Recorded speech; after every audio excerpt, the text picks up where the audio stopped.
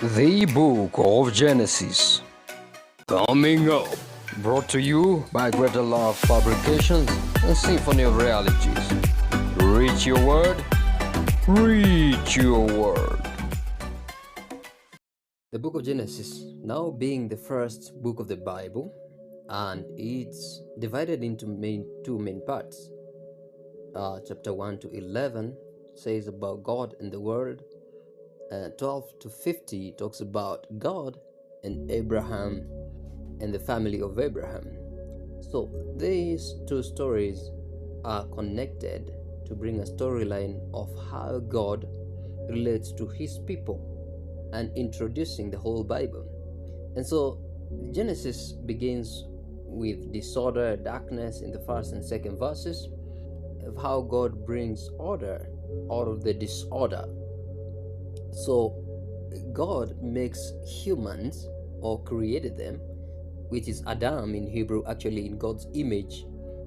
They are created with purpose, for God's purpose. So it's the human beings are a reflection of God's character. They represent God's rule, and they are here to harness creation and potential and create beauty and order. God blesses the human race as it were. It is fascinating to see that he gives them the garden and gives them a choice of the tree and the knowledge of good and evil. Up till now, God has provided what is good and what's not. So he has given the human race dignity, as trusts of God's definition of good and evil. So to seize the autonomy and define the good and evil for themselves. So God has placed death himself in the tree of life. So chapter 3, a mysterious character, which is the serpent, appears and is a creature that God created. So it is a creature of rebellion against God. The snake talks to the woman, or to the human, and he says that the tree of the knowledge and evil will not bring death, but it will bring life, and that they will be like God, of which it is the God they were created in his image. They were created to reflect God's image. So they take the knowledge of good and evil. So this spirals down to human relationship. So realizing how vulnerable they are, they hide their bodies after they have eaten the fruit, to realize that their intimacy with God was cut off. So God asks them, "Why are you hiding?" He asks Adam. And then Adam says, "She started it. She gave me the fruit." So God declares this to the snake defeat and humans grief. He tells the snake that despite its inability to walk, that the woman will crush its head, and a descendant will come from that same woman to strike the snake, the serpent. And this far, by the way, I wish you could subscribe. Let's continue. That the snake too will not have authority anymore. So the flow of the story is that the humans just rebelled, and God promises to rescue them. So there are some consequences that comes with it.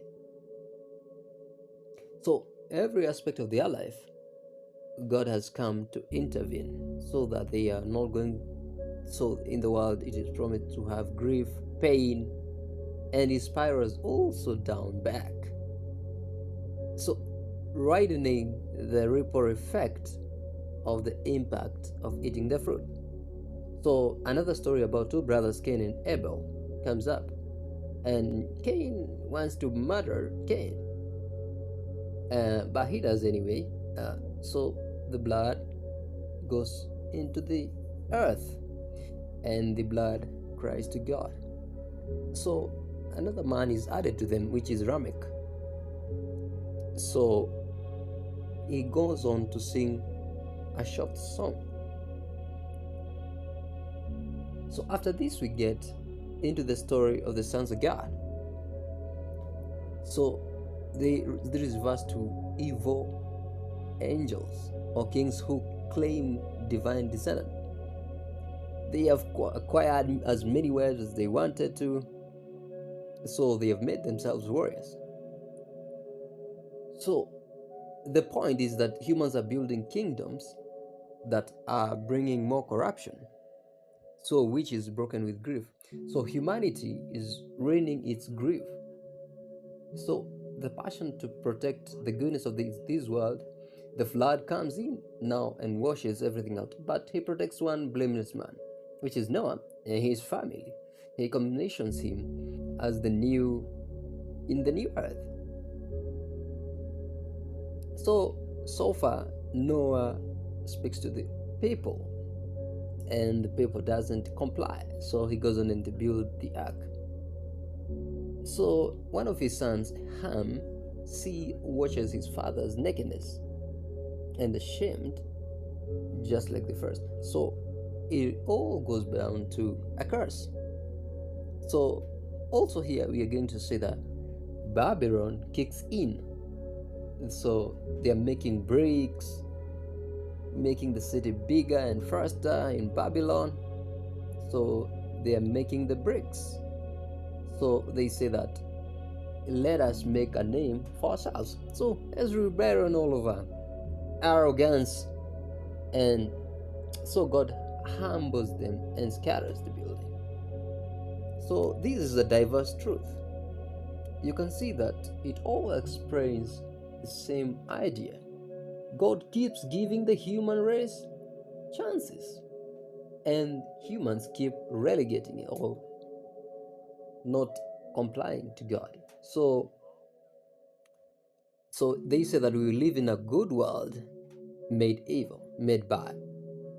So there are broken relationships and violence, war, death, but there is hope. God promised that one day a descendant will come, the wounded victor who will defeat evil in its source. So divides humanity is evil. God has promised to bless humanity. So the question is God going to do it? So the next story and the hinge will offer the answer. So that's Genesis 11 Zorobah.